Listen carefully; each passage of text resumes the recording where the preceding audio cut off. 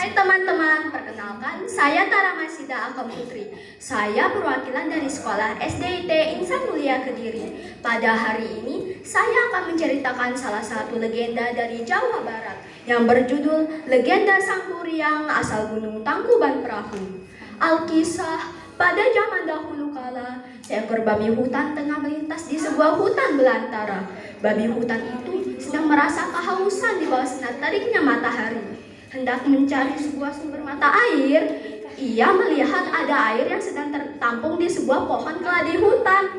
Segera diminumnya pun air itu oleh si babi untuk menghilangkan dahaganya. Tanpa disadari, itu adalah air seni milik Raja Sungging Perbangkara. Karena kesaktiannya itu pun, akhirnya si babi itu pun mengandung seorang anak perempuan.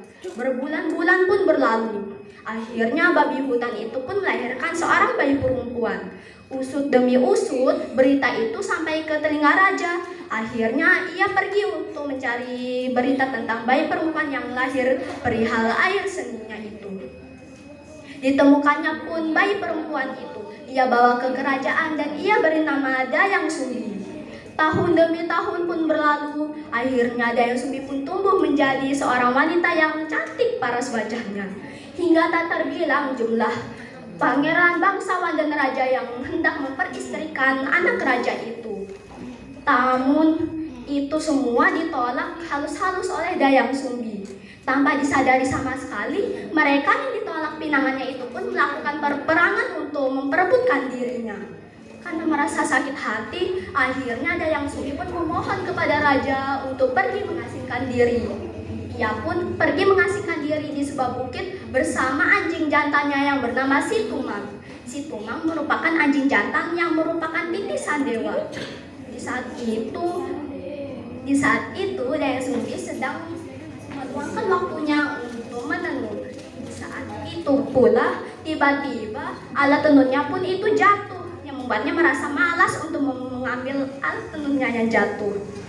Ia pun mengucapkan salah satu kata yang tidak ia sadari, seperti ia meminta barang siapa yang mengambilkan alat tenunnya yang jatuh, seandainya ia laki-laki, dia akan kujadikan suami. Jika ia perempuan, dia akan kujadikan saudari.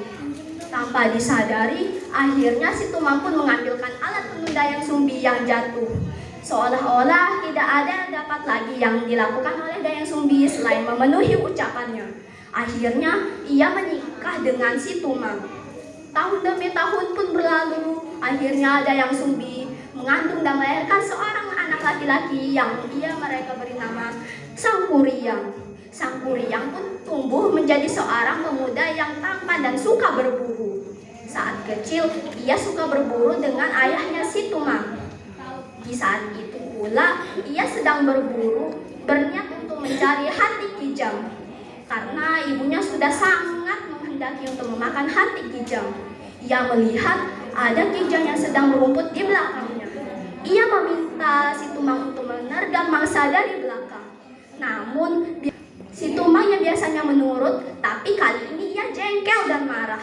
Karena mulai murka, akhirnya Sang Kuryang memberikan ancaman kepada si Tumang. Jika kau tidak melakukan apa yang kukatakan, niscaya kau akan mati di tanganku. Karena tidak semakin menurut, akhirnya si Tumang pun mati di tangan Sang Kuryang. Hatinya diambil dan diberikan kepada Dayang Sumbi.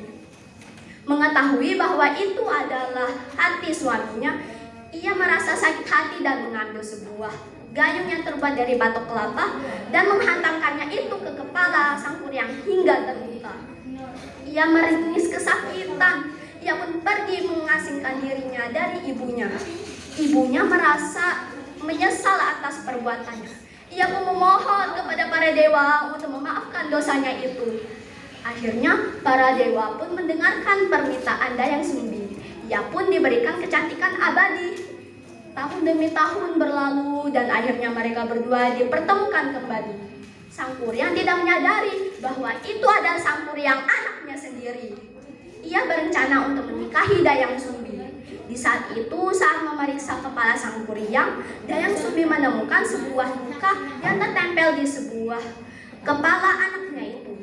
Ia pun menyadari bahwa itu adalah Sang Kuryang anaknya. Ia pun mengakui bahwa ia adalah ibunya. Ia sudah dibutakan oleh cinta. Karena itu, ia tetap ingin menikah dengan Dayang Sumbi. Ia pun diberikan persyaratan. Ia meminta sungai yang deras untuk diubah menjadi danau. Danau itu ingin dia isi dengan kapal yang ingin ada bukit-bukit di sekitarnya. Akhirnya karena merasa tertantang, akhirnya ia mengerjakan tantangan dari Dayang Sumbi. Di saat itu, tinggal kapal saja yang belum dibuat. Akhirnya Dayang Sumbi pun memberikan semua keputusan kepada para warga. Ia meminta para warga untuk membuat suasana menjadi riuh. Akhirnya kampung pun terlihat seperti suasana pagi hari. Para makhluk halus yang ketakutan akhirnya pergi meninggalkan pekerjaannya. Karena marah, akhirnya Sang Kuryang pun membanting sebuah kapal yang besar itu dan terciptalah Gunung Tangkuban Perahu. Oleh karena itu, Sang Kuryang pun mencari ibunya yang sedang bersembunyi di sebuah gunung yang menjelma menjadi gunung. Di saat itulah Sang Kuryang yang gagal mencari ibunya pun menghilang di sebuah alam gaib. Karena itulah legenda ini disebut asal Gunung Tangkuban Perahu. Sekian dari saya, mohon maaf jika ada kesalahan. Wassalamualaikum warahmatullahi wabarakatuh.